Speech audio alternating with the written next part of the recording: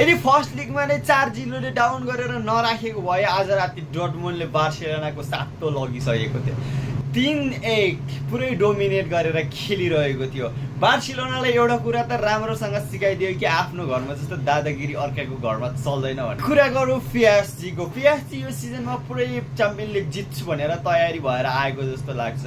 के गरेर champion league जित्यो भने एम्बाप्पे लगायत अन्य पिएसजी छोडेर जाने खेलाडीहरू चाहिँ पुरै हेरै हुन्छ। भने सेमिफाइनलमा बार्सिलोना र पिएसजी भिड्दैछ। पिएसजी र बार्सिलोनाको गेम पोजिसन, गेम खेलाडीहरू उस्तै छ र यो दुईटामा कसले विन गर्छ भन्ने चाहिँ अहिले भन्न सकिँदैन। तर जहाँसम्म लाग्छ पिएसजीले चाहिँ बार्सिलोनालाई हराएर चाहिँ फाइनलमा प्रवेश गर्छ, किनकि पिएसजी एकदमै फर्ममा छ, एकदमै राम्रो छ, गेम क्वालिटी पनि राम्रो छ र डोकुई र डेम्बेलेको एकदमै राम्रो कम्बिनेसन पनि छ। हेरौँ फाइनलमा को पुग्छ।